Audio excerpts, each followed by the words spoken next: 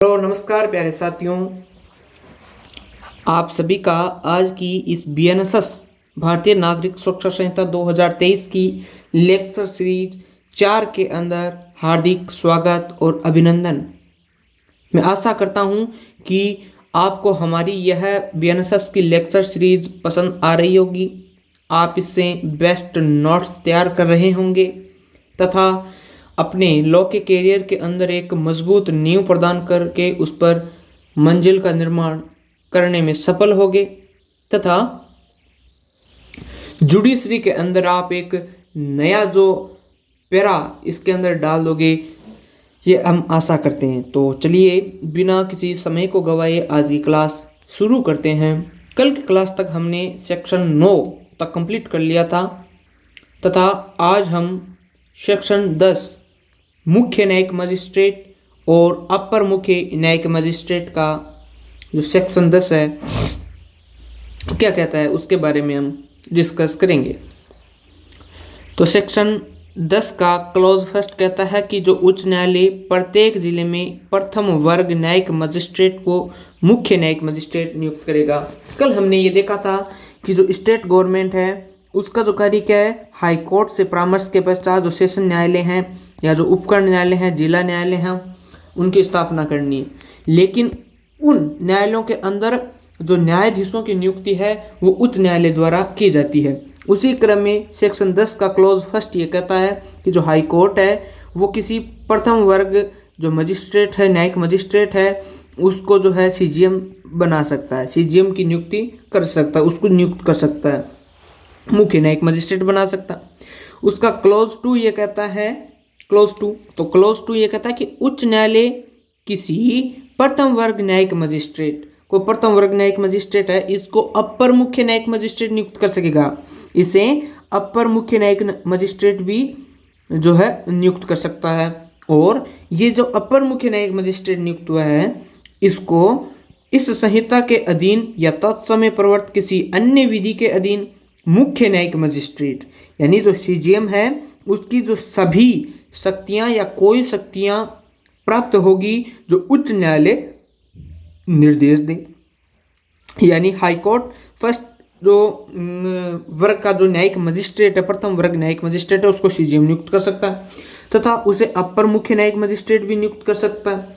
अगर अपर मुख्य न्यायिक मजिस्ट्रेट नियुक्त कर दिया तो उसको मुख्य न्यायिक मजिस्ट्रेट की वो सभी शक्तियां प्राप्त होगी जो हाई कोर्ट निर्देश दे। उनमें से कुछ शक्तियां भी प्राप्त हो करने का आदेश भी दे सकता है हाई कोर्ट तथा संपूर्ण शक्तियां प्राप्त करने का भी आदेश दे सकता है। ये खंड 1 और 2 था।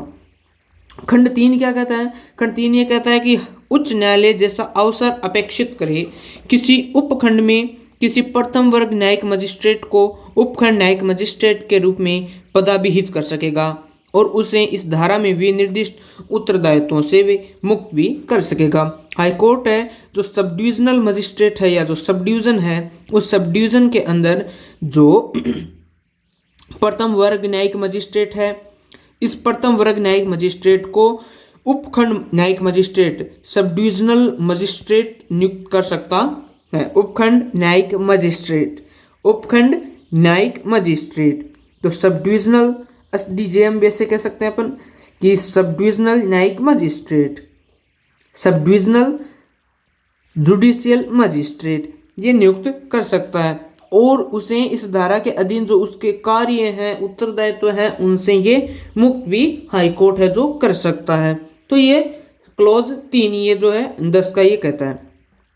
क्लॉज 4 कहता है कि मुख्य न्यायिक मजिस्ट्रेट है, इस मुख्य न्यायिक मजिस्ट्रेट के, यहाँ पर जो मुख्य न्यायिक मजिस्ट्रेट है, इस मुख्य न्यायिक मजिस्ट्रेट के साधारण नियंत्रण के अधीन रहते हुए प्रत्येक उपखंड न्यायिक मजिस्ट्रेट जो सब डिविजनल न्यायिक मजिस्ट्रेट था उसको उपखंड में न्यायिक मजिस्ट्रेटों के काम पर पर्यवेक्षण और नियंत्रण की ऐसी शक्तियां भी होगी और वह उनका प्रयोग करेगा जो उच्च न्यायालय साधारण या विशेष आदेश द्वारा निमित्त निर्दिष्ट करें। लेकिन ये न्यायिक मजिस्ट्रेट जो हैं इनमें अपर मुख्य जो न्यायिक मजिस्ट्रेट हैं वो नहीं आएंगे। तो क्या कहता है कि जो पहले आप देखो कि जो हाई कोर्ट है, इस हाई कोर्ट के निर्देश के अधीन साधारण नियंत्रण के अधीन कौन रहेगा? सीजीएम तथा यह इसे निर्देश देगा कि इसी के साधारण नियंत्रण के अधीन जो उपखंड जो मजिस्ट्रेट है ना, उस उपखंड न्यायिक मजिस्ट्रेट को उपखंड में न्यायिक मजिस्ट्रेटों के काम पर पर्यवेक्षण और नियंत्रण की ऐसी शक्तियां भी दे सकता है और उनका प्रयोग भी कर सकता है। तो जो सब डिविजनल न्यायिक मजिस्ट्रेट था उसको नियुक्त कर सकता है कि भाई आप जो उपखंड के अन्य न्यायिक मजिस्ट्रेट है उन पर जो कार्य का है जो काम पर उस पर जो कार्य की परीक्षा करो कि वो कार्य कर रहे हैं नहीं कर रहे, या उनके नियंत्रण कर सकते हैं, तथा उनका जो प्रयोग है वो उच्च न्यायालय के साधारण नियंत्रण के अधीन तो करेगा ही। लेकिन ये जो न्यायिक मजिस्ट्रेट हैं जिन पर ये जो sub divisional justice judicial magistrate नियंत्रण रखेगा उनके अंदर अपर मुख्य न्यायिक मजिस्ट्रेट शामिल नहीं होगा। अपर मुख्य न्यायिक मजिस्ट्रेट शामिल नहीं होगा, अपर मुख्य न्यायिक मजिस्ट्रेट शामिल नहीं होगा।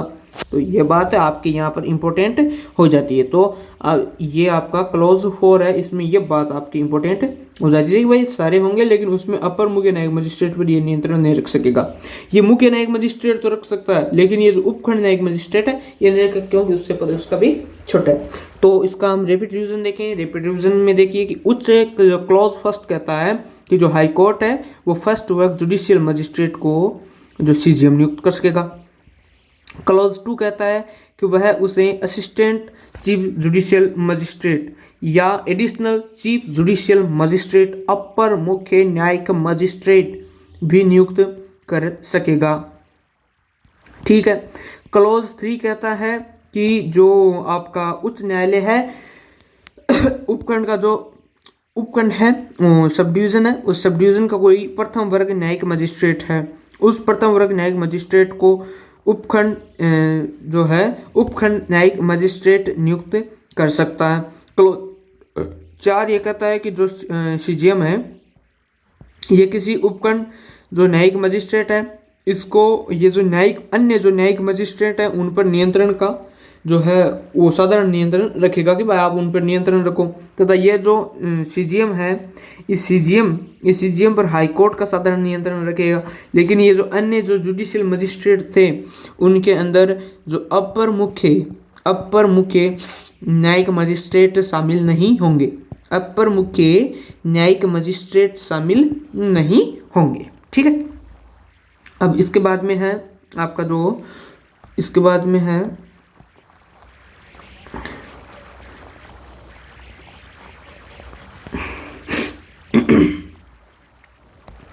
सेक्शन 11 कहता है कि यदि केंद्रीय सरकार या राज्य सरकार द्वारा उच्च न्यायालय से ऐसा करने के लिए अनुरोध किया जाता है, अनुरोध करना पड़ता है, जो न्यायिक के अपन के स्तंभ हैं उनसे अनुरोध करेंगे अपन, अकड़ाई में तो अपन बात है जो कर नहीं सकते।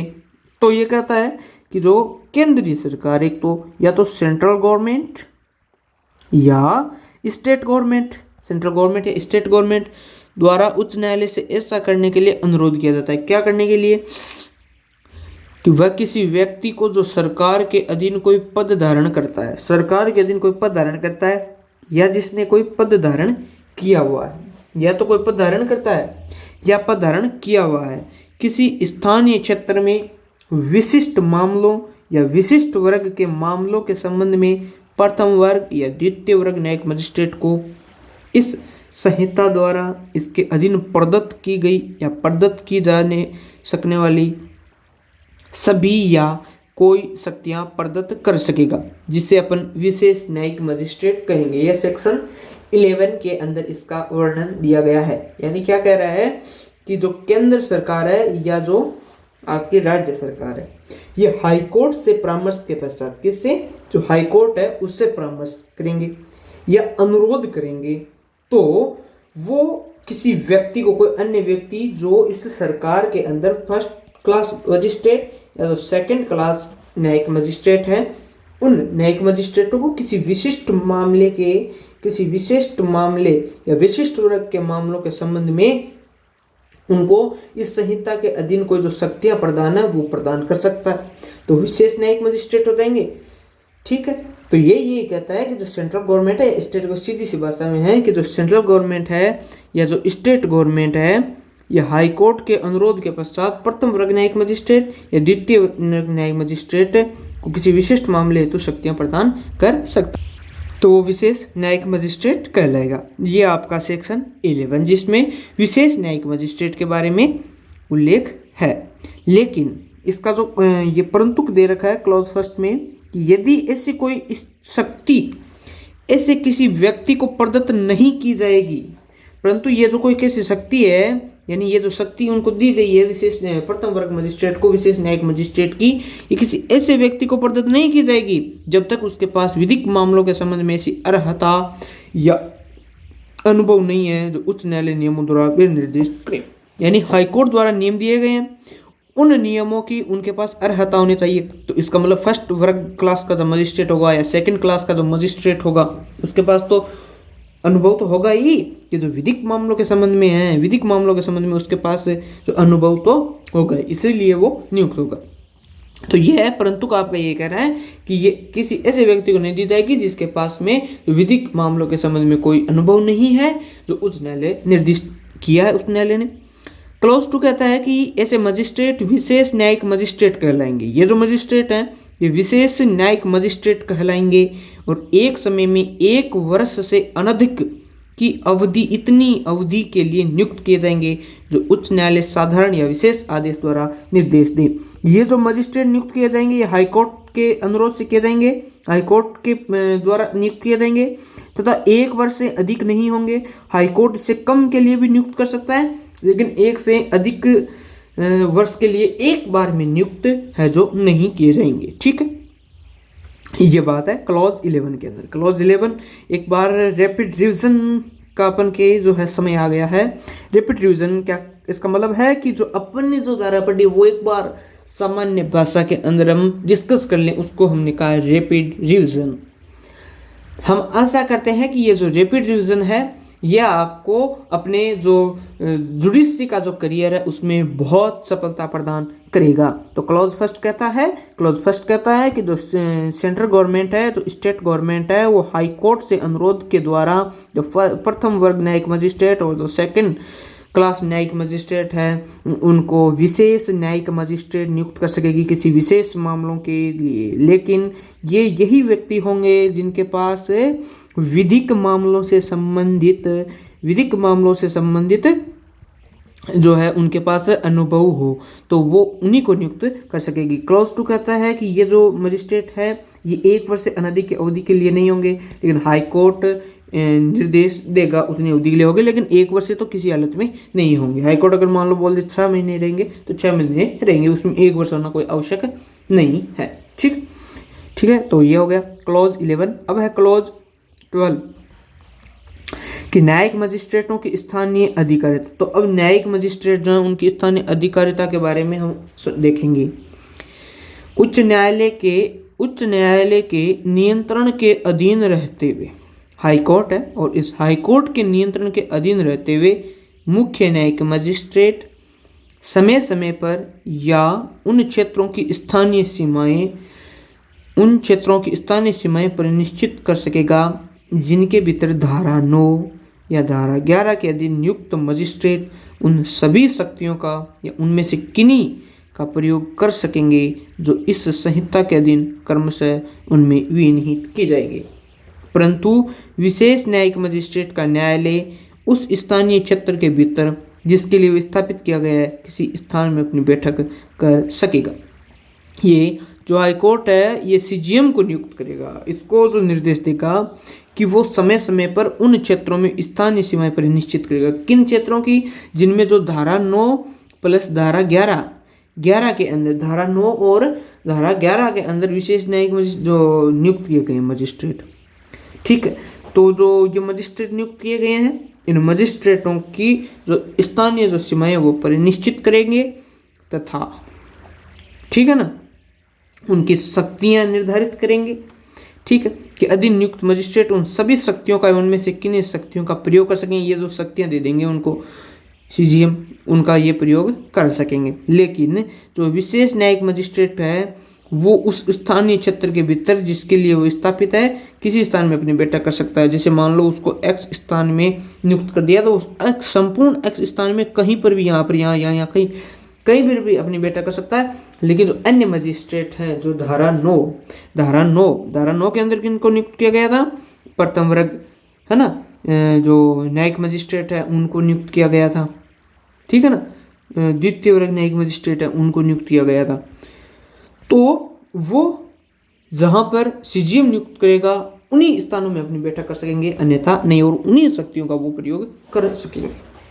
क्लोज 2 कहता है कि ऐसे परिनिश्चय द्वारा जैसा उपबंधित है उसके सिवाय प्रत्येक ऐसे मजिस्ट्रेट की अधिकारिता और शक्तियों का विस्तार जिले में सर्वत्र होगा। यानी ये जो परिनिश्चय कर दिया है, इस परिनिश्चय द्वारा जैसा उपबंधित है उस, यानी यहाँ पर जो बात की गई है उसके सिवाय प्रत्येक ऐसे मजिस्ट्रेट की अधिकारिता और शक्तियों का विस्तार जिले में सर्वत्र होगा। यानी जो धारा 9 और धारा 11 के अधीन जो मजिस्ट्रेट नियुक्त हैं उनके अलावा जो भी मजिस्ट्रेट हैं उनकी जो अधिकारिता है और जो शक्तियां हैं उनका विस्तार जिले में सर्वत्र होगा, जैसा पहले था वैसा। लेकिन इनका तो है जो सीजीएम जहां पर करेगा वही होगा, ऐसा निर्देश दे सकता है, ठीक है ना। उच्च न्यायालय के नियंत्रण के अधीन ये सारा काम होता है। तो उच्च न्यायालय की बात को कोई भी न्यायिक मजिस्ट्रेट है, चाहे कोई भी जुडिशियल मजिस्ट्रेट है, वो इस बात को लोप नहीं सकता।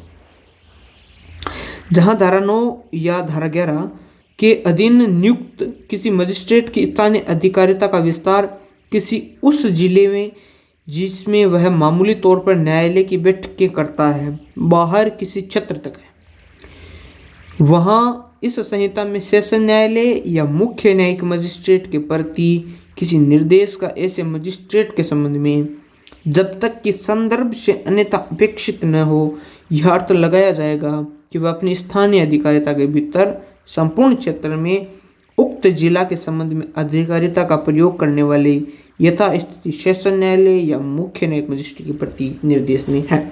यानी कि जो धारा 9 है और जो धारा 11 है, इस धारा 9 और धारा जो 11 के अंतर्गत है जो मजिस्ट्रेट है ना, इस मजिस्ट्रेट की स्थानीय सीमा का विस्तार उस जिले तक है जहां पर वो बैठकें करता है, वो बाहर के किसी क्षेत्र तक सीमित है। जहां पर वो बैठक करता है तो वो बाहर के किसी क्षेत्र तक मान लो सीमित है, तो उस संबंध में सेशन न्यायालय इस संहिता में सेशन न्यायालय या मुख्य न्यायिक मजिस्ट्रेट के प्रति किसी निर्देश का ऐसे मजिस्ट्रेट के संबंध में जब तक कि संदर्भ से अन्यथा अपेक्षित न हो, यह अर्थ लगाया जाएगा कि वह अपनी स्थानीय अधिकारिता के भीतर संपूर्ण क्षेत्र में उक्त जिला के संबंध में अधिकारिता का प्रयोग करने वाले यथास्थिति सेशन न्यायालय या मुख्य न्यायिक मजिस्ट्रेट के प्रति निर्देश में है। तो जहां पर बैठक करता है मान लो चित्र बाहर तक सम्मिलित है, तो उसे अन्यथा अर्थ नहीं लगा सकते हैं।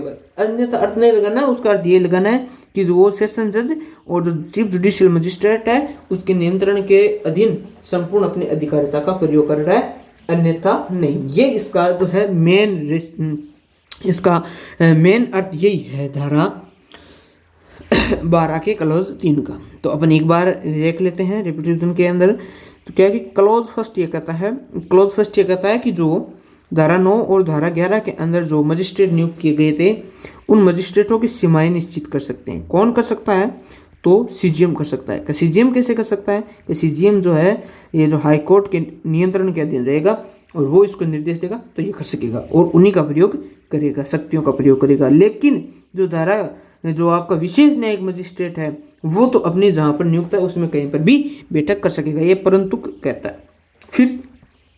फिर क्लॉज 2 आता है। क्लॉज 2 क्या कहता है? कि क्लॉज 2 ये कहता है कि ये जो अपने इसमें जो क्लॉज फर्स्ट में निश्चित किए परिनिश्चय, उसमें उपबंधित के सिवाय कोई अन्य मजिस्ट्रेट अगर आ जाए तो अन्य मजिस्ट्रेट सर्वत्र जिले में उसकी अधिकारिता होगी, शक्तियों का विस्तार सर्वत्र जिले में होगा, वो कहीं पर भी बैठक कर सकता है। एज इट इज जैसे लोक अदालत होती है, लोक अदालत का कोई निश्चित थोड़ी होता है, उस जिले में कहीं पर भी कर सकते हैं, या उस उपखंड है तो उस उपखंड में कहीं पर भी कर सकते हैं। तो उस टाइप से ये हो जाता है। फिर क्लॉज 3 ये कहता है कि जहाँ धारा 9 और धारा 11 के अधीन नियुक्त मजिस्ट्रेट की स्थानीय अधिकारिता है, ठीक है, तो उसका विस्तार जहाँ पर वो बैठा करा, मान लो उससे बाहर भी है ना भाई, मान लो कोई एरिया है, एरिया दे दिया और उससे बाहर तक उसका विस्तार है, तो उससे अन्यथा अपेक्ष अपन अर्थ नहीं लगाएंगे और यही माना जाएगा कि वो सेशन न्यायालय और जो मुख्य न्यायिक मजिस्ट्रेट है उनके नियंत्रण के अंदर कार्य कर रहा है, उसका अर्थ यही लगाया जाएगा। तो ये क्लॉज 3 था किसका, सेक्शन 12 का। अब है सेक्शन 13, न्यायिक मजिस्ट्रेटों का अधीनस्थ होना। न्यायिक मजिस्ट्रेटों का अधीनस्थ होना, प्रत्येक मुख्य न्यायिक मजिस्ट्रेट सेशन न्यायाधीश के अधीनस्थ होगा। प्रत्येक अन्य न्यायिक मजिस्ट्रेट सेशन न्यायाधीश के साधारण नियंत्रण के अधीन रहते हुए मुख्य न्यायिक मजिस्ट्रेटों के नियंत्रण के अधीन होगा। कोई उतना हार्ड इसमें है नहीं जितना इसकी लैंग्वेज है। ये कह रहा है कि जो सेशन कोर्ट है सबसे ऊपर मान लो सेशन कोर्ट, अब उस सेशन कोर्ट के नीचे कौन होगा, मुख्य न्यायिक मजिस्ट्रेट। मुख्य न्यायिक मजिस्ट्रेट, और उस मुख्य न्यायिक मजिस्ट्रेट के नियंत्रण में अन्य न्यायिक मजिस्ट्रेट, अन्य न्यायिक मजिस्ट्रेट हो जाएंगे। तो ये कह रहा है कि जो सेशन कोर्ट के नियंत्रण के अधीन रहेगा मुख्य न्यायिक मजिस्ट्रेट, और मुख्य न्यायिक मजिस्ट्रेट के नियंत्रण में रहेगा अन्य न्यायिक मजिस्ट्रेट। लेकिन ये अन्य न्यायिक मजिस्ट्रेट सेशन कोर्ट के भी तो साधारण नियंत्रण में है, इस पर भी तो कुछ नियंत्रण तो होगा, या केवल मुख्य न्यायिक मजिस्ट्रेट पर है। तो ये कहता है कि जो मुख्य न्यायिक मजिस्ट्रेट है वो सेशन न्यायालय के अधीनस्थ होगा, तथा जो अन्य न्यायिक मजिस्ट्रेट है वो सेशन न्यायालय के साधारण नियंत्रण के अधीन रहते हुए मुख्य न्यायिक मजिस्ट्रेट के अधीनस्थ होगा। ये क्लॉज फर्स्ट ये कहता है, ठीक है। क्लॉज सेकंड कहता है कि जो मुख्य न्यायिक मजिस्ट्रेट हैं समय समय पर अपने अधीनस्थ न्यायिक मजिस्ट्रेटों के बीच कार्य के वितरण के बारे में इस संहिता से संगत नियम बना सकेगा या विशेष आदेश दे सकेगा। कि जो सीजीएम हैं वो अपने अधीनस्थ जो अन्य मजिस्ट्रेट हैं उनके लिए कार्य का वितरण कर सकेगा, ठीक है, जो वर्क बांट सकेगा, तथा इस संहिता से संगत कोई नियम बना सकेगा और आदेश भी दे सकता है। लेकिन वो इस संहिता के संगत होना चाहिए, ऐसा नहीं कि संहिता से कोई बाहर का आदेश दे दिया, ऐसा नहीं हो सकता है। वो जो इस संहिता के की दृष्टि से संगत है तो वो इसमें ऑर्डर दे सकता है, ठीक है। ये क्लॉज 2 है सेक्शन 13 का। सेक्शन 14 देखो एक बार, कि राज्य सरकार प्रत्येक जिले में उतने व्यक्तियों को जितने वह उचित समझे कार्यपालक मजिस्ट्रेट नियुक्त कर सकेगी। तो ये सेक्शन 14 का था किसके बारे में है, कार्यपालक मजिस्ट्रेट के बारे में, और उनमें से एक को जिला मजिस्ट्रेट नियुक्त कर सकेगी। अब यहाँ पर जो स्टेट गवर्नमेंट है, स्टेट गवर्नमेंट वो प्रत्येक जिले में कितने व्यक्तियों को, जितने वह उचित समझे, जितने वह समझे उचित समझे, ठीक है, उनको क्या कर सकेगी, उनको क्या कर सकेगी, उनको जो है आपके ये नियुक्त कर सकेगी। क्या, कार्यपालक मजिस्ट्रेट, उनको कार्यपालक मजिस्ट्रेट नियुक्त कर सकेगी, तथा उन जो कार्यपालक मजिस्ट्रेट हैं उन कार्यपालक मजिस्ट्रेटों में से किसी एक को जिला मजिस्ट्रेट नियुक्त कर सकेगी, डिस्ट्रिक्ट मजिस्ट्रेट नियुक्त कर सकेगी। यानी कि जितने वे चाहे उतने तो एग्जीक्यूटिव मजिस्ट्रेट, जबकि उनमें उन एग्जीक्यूटिव मजिस्ट्रेटों में से एक को डिस्ट्रिक्ट मजिस्ट्रेट नियुक्त कर सकेगी। कौन, राज्य सरकार। ये क्लॉज फर्स्ट है। क्लॉज सेकंड क्या कहता है, क्लॉज सेकंड ये कहता है कि राज्य सरकार किसी कार्यपालक मजिस्ट्रेट को अपर जिला मजिस्ट्रेट नियुक्त कर सकेगी, और ऐसे मजिस्ट्रेट को इस संहिता के अधीन या तत्समय प्रवर्तित किसी अन्य विधि के अधीन जिला मजिस्ट्रेट की ऐसी शक्तियां होगी जिसे राज्य सरकार नियुक्त करे। तो जो एग्जीक्यूटिव मजिस्ट्रेट हैं उनमें से किसी एक को जो है एडिशनल जो जिला मजिस्ट्रेट हैं, एडीएम, एडिशनल डिस्ट्रिक्ट मजिस्ट्रेट नियुक्त कर सकेगी, और उससे डीएम की जो सारी शक्तियां हैं वो प्राप्त होगी, जिससे राज्य सरकार निर्दिष्ट करेगी। लेकिन जो अपन के अपर मुख्य न्यायिक मजिस्ट्रेट था उनकी शक्तियां, उसको मुख्य न्यायिक मजिस्ट्रेट की शक्तियां उच्च न्यायालय द्वारा निर्दिष्ट की जा रही थी। यहाँ पर स्टेट गवर्नमेंट के द्वारा निर्दिष्ट की जा रही है और क्लॉज 14 के द्वारा निर्दिष्ट की जा रही है। इसका क्लॉज 3 कहता है कि जब कभी किसी जिला मजिस्ट्रेट के पद की, जब कभी कोई जिला मजिस्ट्रेट है और उस जिला मजिस्ट्रेट के पद की रिक्ति हो जाए, उसके पद की क्या हो जाए, रिक्ति हो जाए। मान लो वो डीएम है और इस डीएम का पद क्या हो जाए, रिक्त हो जाए। तो इस डीएम की पद की जगह कोई अधिकारी उस जिले के कार्यपालक प्रशासन के लिए अस्थायी रूप से उत्तरवर्ती होता है तो ऐसा अधिकारी राज्य सरकार द्वारा आदेश दिए जाने तक क्रमशः उन सभी शक्तियों का प्रयोग और उन सभी कर्तव्यों का पालन करेगा जो इस संहिता द्वारा जिला मजिस्ट्रेट को प्रदत्त और अधिरोपित की जाए। मान लो इसका पद रिक्त हो गया तो उस पद की रिक्ति हो गई, मान लो, है ना। तो उस पद की रिक्ति हो गई तो कोई भी अधिकारी जो है, कोई भी अधिकारी हो जाए, कोई ये जरूरी नहीं है कि उसमें अपर मुख्य जो ये अपर डिस्ट्रिक्ट मजिस्ट्रेट हो, ये कोई आवश्यकता नहीं है उसके अंदर, है ना। तो उसमें अगर कोई भी आ जाए ना, है ना, तो उसमें अस्थायी रूप से उत्तरवर्ती होता है, उस कार्यपालक प्रशासन के लिए अस्थायी रूप से उत्तरवर्ती होगा तथा उसे राज्य सरकार आदेश देगी। क्या आदेश देगी? कि वह सभी शक्तियों का प्रयोग, उन सभी कर्तव्यों का पालन करेगा जो इस संहिता द्वारा जिला मजिस्ट्रेट प्रयोग कर रहा है ना, वो सभी शक्तियाँ ये कार्यपालक जो जिला मजिस्ट्रेट है ये नियुक्त ये जो है कर पाएगा। लेकिन ये राज्य सरकार निर्देश देगी तब उन शक्तियों का प्रयोग करेगा।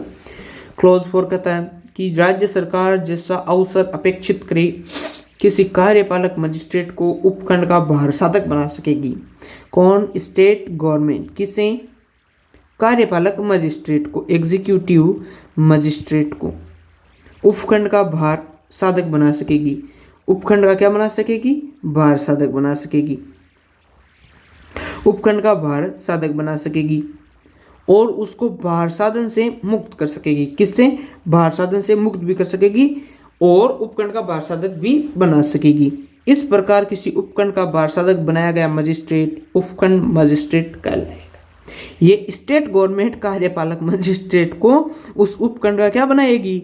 भार साधक बनाएगी। अगर ये भार साधक बन गया तो वो उपखंड मजिस्ट्रेट हो जाएगा, उपखंड सब डिविजनल मजिस्ट्रेट हो जाएगा, एसडीएम हो जाएगा।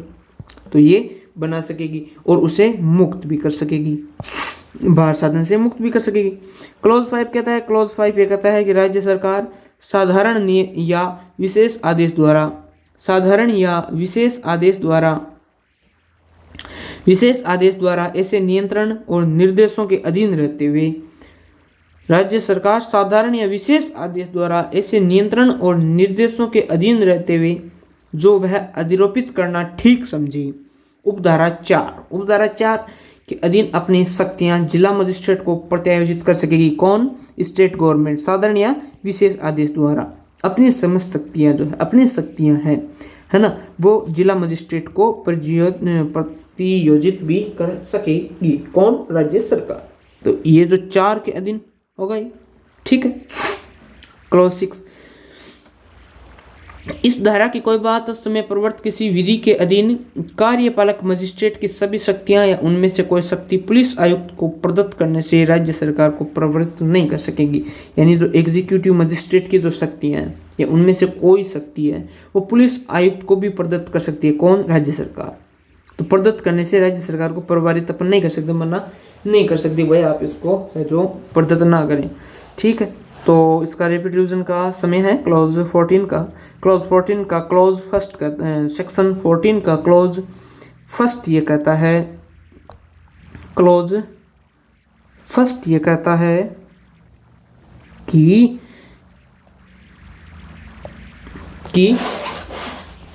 राज्य सरकार है प्रत्येक जिले में कितने व्यक्तियों को जितना वो चाहे उन्हें एग्जीक्यूटिव मजिस्ट्रेट नियुक्त कर सकेगी और उनमें से किसी को एक को डिस्ट्रिक्ट मजिस्ट्रेट नियुक्त कर सकेगी। क्लॉज 2 ये कहता है कि ये जो डिस्ट्रिक्ट में जो एग्जीक्यूटिव मजिस्ट्रेट है इनमें से किसी एक को एडिशनल डिस्ट्रिक्ट मजिस्ट्रेट भी नियुक्त कर सकेगी और उसे डीएम की सारी शक्तियाँ भी प्रदान होगी। क्लॉज 3 ये कहता है कि कोई जिला मजिस्ट्रेट है उसकी अगर रिक्ति हो जाए तो उसके परिणाम स्वरूप कोई भी कार्यपालक है जो प्रशासन के लिए उत्तरदायी होगा और ऐसा अधिकारी राज्य सरकार द्वारा आदेश दिए जाने तक उन सभी शक्तियों का जिनका डीएम प्रयोग कर रहा है वो उनका प्रयोग कर सकेगा, कर्तव्यों का पालन कर सकेगा, ठीक है, और वो अधिरोपित उसे की जाएगी। क्लॉज 4 ये कहता है कि राज्य सरकार किसी जो कार्यपालक मजिस्ट्रेट है इसको उपखंड का भार साधक बना सकेगी तथा उसे मुक्त भी कर सकेगी और ऐसा भार साधक बनाया गया व्यक्ति उपखंड मजिस्ट्रेट कहलाएगा, उपखंड मजिस्ट्रेट कहलाएगा, ठीक है। क्लॉज 5 कहता है कि राज्य सरकार विशेष